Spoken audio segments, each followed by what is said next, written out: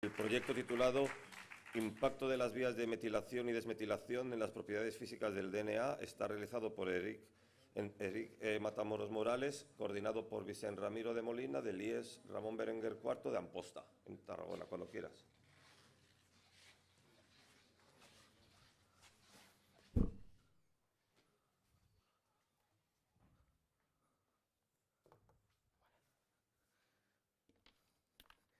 Bueno, pues buenos días. Hoy os voy a hablar del impacto de las vías de metilación y desmetilación en las propiedades físicas del DNA.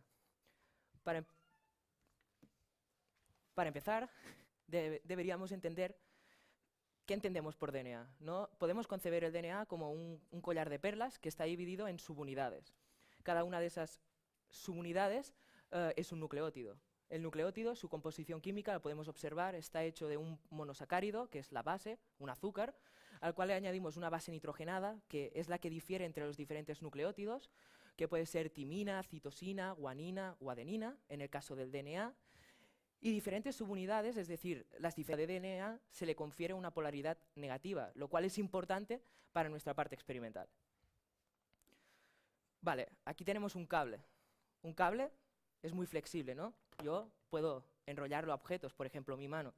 Y podemos hacer un complejo cable-mano. Ahora bien, por ejemplo, ¿voluntario? Ya bajo yo.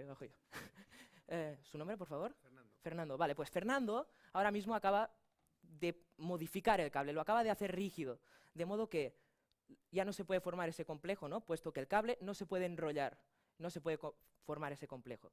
Gracias. Ha hecho que el cable sea rígido. Y os estaréis preguntando, ¿qué tiene que ver un cable con nuestro DNA? Pues magníficamente porque nuestro DNA se comporta de un modo similar. Si nuestro DNA es muy flexible, y al ser negativo se va a poder enrollar a proteínas positivas, que se denominan histonas, y formar complejos nucleosómicos. Mientras que si nuestro DNA es muy rígido, no va a poder formarlo, como hemos visto en el caso del cable. Pero diréis, ¿qué importancia tienen los nucleosomas? Y para ello debemos introducir el dogma central en biología molecular, que es que nuestro DNA, un fragmento de DNA, lo podemos transcribir a RNA mensajero, lo podemos traducir a proteína y esta tendrá una función en nuestra célula. Pues bien, vamos a entender la importancia por medio de un ejemplo. Yo soy una quinasa. Para los que no lo sepáis, una quinasa es una proteína que controla la división celular.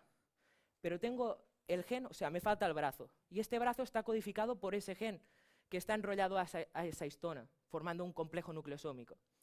Como hemos dicho, la RNA polimerasa no va a poder tener acceso ahí, no se va a poder producir el cambio de DNA a RNA, ni de RNA a proteína, no voy a poder tener el complejo, no voy a poder realizar mi función y por lo tanto no podré controlar la división celular. Las células proliferarán descontroladamente y proliferarán dando lugar a cáncer. Por eso es muy importante, ¿no? Porque según en qué regiones se formen esos complejos nucleosómicos pueden inhibir o expresar ciertos oncogenes. Por lo tanto, los nucleosomas controlan o regulan la expresión génica. Nosotros estábamos viendo artículos, viendo papers, los cuales decían que la metilación del DNA parecía regular la expresión génica, pero no describían cómo. Entonces nos interesamos, empezamos a buscar información y vemos que la metilación, como su nombre indica, ese proceso consiste en la adición de un grupo metilo en una citosina, que es una de las bases nitrogenadas. No se puede poner ni en una guanina, ni en una adenina, ni en una timina, debido a las incompatibilidades estereoquímicas, porque el grupo metilo estereoquímicamente es muy amplio y en las otras no se puede añadir. Por eso únicamente sucede en las citosinas. La desmetilación sucede por el cambio del metilo a hidroximetilo, del hidroximetilo al formilmetilo, al carboxilo, y finalmente podemos eliminar el carboxilo por medio de una enzima con capacidad hidrolasa. Vamos, que corta el enlace y te deja la citosina como al principio, que puede volver a ser metilada. Aquí llegó nuestro problema. Da lugar la metilación y desmetilación, es decir, cada uno de esos procesos, a cambios en las propiedades físicas del DNA, es decir, en la flexibilidad, que incrementen o disminuyan la formación de nucleosomas y, por lo tanto, afecten a la expresión génica y puedan dar lugar a cáncer, por ejemplo. Y para ello realizamos dos experimentos. Por un lado, una simulación basada en Monte Carlo y por el otro, un ensayo de circularización. dos experimentos que tienen diferente naturaleza, puesto que uno es de tipo computacional y el otro es de lo que denominamos wet lab, que es con pipetas. En la simulación de Monte Carlo, en cualquier simulación computacional, pretendemos simular nuestro DNA. Para ello, los pares de bases se simulan como planos, porque no tienen ninguna influencia en la flexibilidad, mientras que el enlace fosfodiéster, que es el que une esas perlas, lo representamos por medio de un muelle. Un muelle, tenemos al señor Hooke, que nos puede ayudar a calcular la energía entre dos pares de bases y, consecuentemente, haciendo un sumatorio, la energía total del sistema. Para determinar la constante de fuerza, en este caso lo obtuvimos de resultados previos de dinámica molecular. La dinámica molecular consiste en poner la estructura tridimensional de nuestro DNA y ponerle un solvente a una temperatura y condiciones determinadas, en un espacio-tiempo real de picosegundos, para ver cómo se comporta. Y allí pudimos obtener la constante de fuerza. Una vez calculada la energía, podemos aplicar Monte Carlo. Monte Carlo simplemente lo que hace es incrementar o bajar la posición, es decir, los parámetros helicoidales del DNA de manera completamente aleatoria y te recalcula la energía. Si esta energía es inferior, te acepta la configuración, mientras que si esta energía es más elevada, te conserva la configuración previa. ¿Por qué hace esto? Porque sabemos que los sistemas bioactivos son los que tienen mayoritariamente la tendencia a tener valores energéticos mínimos. Por eso eso nos interesa. ¿Qué pasa? ¿Qué podía pasar? Que en un par de iteraciones llegáramos ya al nivel mínimo, y eso tampoco nos interesa. Por lo que aplicamos una condición, el criterio de Monte Carlo. Si se cumple esa condición, tenemos picos, obtenemos unos picos, de modo que en unas iteraciones estaremos en nivel mínimo, tendremos ciertos picos energéticos y el sistema se comporta aún más como es en realidad. Así pues, realizamos este proceso, ¿no?, que en inglés se llama loop, de aplicar Monte Carlo, calcular, declinar, volver a calcular, 10.000 veces hasta obtener una estructura, creada en base a la aleatoriedad. Y eso lo realizamos 10.000 veces más para obtener 10.000 estructuras únicas y basadas en la aleatoriedad. Luego, mediante la estadística, nos dice que la media de todas las configuraciones aleatorias nos permite dar lugar al comportamiento real del sistema. Pues bueno, eso hicimos. Estadística. Todos los sistemas, hacemos la media y obtenemos, si podemos verlo, una película, realizada con BMD, que es un software que te permite verlo, de nuestro DNA. Aún así, yo no soy mago, no puedo saber si este DNA es muy flexible o no, por lo que debemos realizar un procedimiento analítico. Y para ello, volvemos a Hooke. Tenemos aquí la fórmula, sabemos que a la mayor constante de fuerza habrá una mayor energía entre pares de bases, por lo tanto los pares estarán más cerca, habrá mayor rigidez e inversamente habrá una menor flexibilidad. A la inversa, si bajamos la constante de fuerza, los pares de bases estarán más lejos, habrá más flexibilidad, ¿no? Hay una relación inversa. Por lo que podemos elaborar una tabla de valores entre las diferentes constantes de fuerza para los diferentes parámetros helicoidales para los diferentes DNA de estudio. Aquí tenemos la constante de fuerza, se corta, pero pone constante de fuerza. Y haciendo la relación inversa, vemos que nuestro DNA de referencia es más flexible que nuestro DNA metilado y este es más flexible que nuestro DNA hidroximetilado. Podríamos haber terminado aquí el proyecto, pero lo que queríamos era corroborar esos resultados, saber si eso era verídico. Y para ello realizamos un ensayo de circularización, el cual aquí, este es un protocolo estándar, ¿no? Primero fosforilamos las moléculas, luego inducimos a la formación de la doble hélice de DNA mediante un tratamiento térmico, inducimos a nuestras moléculas a ligar por medio de la DNA ligasa, aquí se está enfadando un poco, y finalmente hacemos una purificación mediante etanol, para tener nuestro DNA purificado. Cabe destacar de que la circularización es un procedimiento en el cual, inducimos nuestras moléculas a circularizar, ¿no?, a hacer círculos.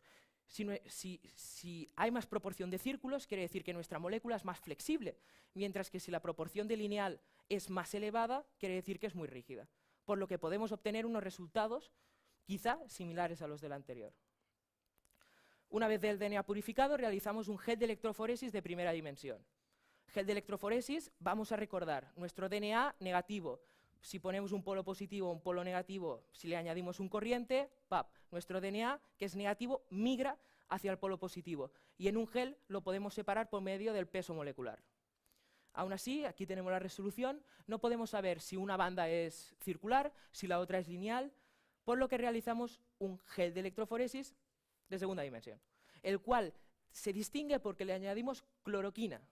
Cloroquina es una molécula que se intercala entre los pares de bases de DNA, del DNA circular, y lo que hace es desenrollarlos, de modo que en esos geles tendremos dos DNA de la misma naturaleza, pero con diferente punto isoeléctrico, porque no es lo mismo que esté circular que esté lineal. Lo migramos, hacemos exactamente lo mismo, polo positivo migra hacia él. Y podemos observar, bueno, queríamos corroborar que lo estábamos haciendo bien, vemos aquí una referencia mala, en ciencia esto pasa, ¿no? Los experimentos no salen a la primera y tienes que hacer réplicas, pues realizamos réplicas y salió. Y también para corroborarlo, en el marcador es lineal, sabíamos que era DNA lineal, no porque lo compramos, o sea, se adquiere de empresas, y únicamente se observa una banda, mientras que en las otras se observan dos patrones. Así pues, a continuación realizamos el mismo procedimiento analítico mediante el uso de un software que se llama ImageG, el cual nos permite calcular la intensidad. ¿Por qué intensidad? Porque a mayor intensidad de las manchas quiere decir que hay más proporción de moléculas. Entonces, para un mismo par de bases, que lo hemos determinado anteriormente con el gel de electroforesis de primera dimensión, podemos establecer una relación entre dos manchas, una circular, una lineal, para saber si hay más proporción de una o de otra, y si esa es más flexible o más rígida. Elaboramos una tabla de Excel que va desde el 126 par de bases al 210 y elaboramos una gráfica. Cabe destacar de que pese a referencia metilado e hidroximetilado tiene unos patrones más o menos que podemos establecer una conclusión, en el formilmetilado no podemos decir nada, porque es irregular. Hicimos réplicas y en las réplicas el resultado es el mismo. Obtenemos ese patrón irregular, lo cual nos hace pensar que quizá pueda haber un problema de incompatibilidad con ese grupo o un problema de protocolo, ¿no? Pero el protocolo es estándar. DNA circular versus DNA lineal. Pero las conclusiones, bueno, si lo analizamos, son las mismas, que nuestro DNA de referencia es más flexible que el metilado y este es más flexible que el hidroximetilado. Comparamos los resultados, ¿no? Y lo más significativo es que estamos mirando diferentes naturalezas. En la computación estamos mirando las propiedades físicas del DNA, mientras que en el experimento estamos analizando la dinámica y la cinética de las moléculas. Pese a eso, los resultados son los mismos. El DNA de referencia es más flexible que el metilado y este es más flexible que el hidroximetilado. Por lo tanto, habrá entre ellos una mayor o menor tendencia a formar nucleosomas y, por lo tanto, efectivamente influirán en la expresión génica. Nuestros planes futuros son obtener mejores herramientas que ImageG para mejorar la precisión de los resultados que obtenemos. También hacer una reconstitución de nucleosomas, que simplemente es simular lo que pasa en las células, pero hacerlo artificialmente, mediante un protocolo. Modificar el protocolo para ver por qué ese formilmetilado no migra correctamente, o sea, queremos fijarlo. Luego también, algo que está en proceso es hacer simulaciones de dinámica molecular en tiempo real para ver qué sucede, y simulaciones DNA-histona mediante dinámica browniana, que viene a ser, pues, simular el collar de perlas, poner una perla más grande que sería el nucleosoma y ver esas interacciones cómo funcionan. Y os preguntaréis, ¿por qué este proyecto, pese a ser investigación básica, por qué es relevante? Pues porque nos permite abrir las puertas al desarrollo de nuevos fármacos epigenéticos. Es decir, bueno, vamos a hablar de la terapia génica. Sabéis que algunos sabrán que es CRISPR. CRISPR es un sistema que nos permite ir a zonas muy específicas de nuestro genoma, modificarlo. Y modificarlo, pues lo que propongo es CRISPR, pero con actividad metiltransferasa. Es decir, ese sistema, poder enviarlo a regiones específicas de nuestras células y modificar no el genoma, el epigenoma, para así a ver qué pasa. Análogamente al ejemplo que he puesto al principio, yo no tenía el brazo. Era una quinasa. Recordamos que estaba relacionada con cáncer. Si podemos enviar mi complejo CRISPR ahí, eliminar el nucleosoma, porque hemos visto que a la adición de un metilo, nuestro DNA se vuelve rígido. Si podemos evitar la formación de nucleosomas, podríamos expresar, ¿no?, DNA, RNA, proteína, expresar mi brazo, yo podría hacer mi función, al ser una quinasa podría controlar la división celular y, consecuentemente, hipotéticamente, podríamos curar el cáncer. Así pues, me gustaría agradecer, ¿no?, el trabajo a Jürgen Walter y Sabine Brunhet, bueno, perdón si no lo pronuncio bien, es alemán e inglés, por las fantásticas semanas que me proporcionaron en el Instituto de Investigaciones Biomédicas realizando este proyecto, y también, sobre todo, a Vicent Ramiro, que está ahí, por haberme dado una gran tutorización y sin el cual este proyecto no se hubiera hecho realidad, y así como todas las instituciones que han hecho esto realidad, y al certamen por haberme dejado presentar este proyecto. Y finalmente me gustaría hablar de mi experiencia personal. Siempre me gustan presentaciones hacer esta comparación, porque cuando empiezas el trabajo, tienes una hipótesis, tienes muchos artículos, tienes mucho trabajo que hacer, es como buscar una aguja en un pajar, es como encontrar a Wally en esa imagen de los Simpson. Es prácticamente imposible, pero a medida que tú le pones empeño, que le pones esfuerzo, ¿no?, que vas trabajando, que obtienes unas conclusiones, unos resultados, los resultados están mal, los corroboras, haces réplicas. Yo puedo decir que hoy he obtenido mis resultados, he obtenido mis conclusiones y, por lo tanto, delante de ustedes, he encontrado a mi Wally. Muchas gracias por su atención.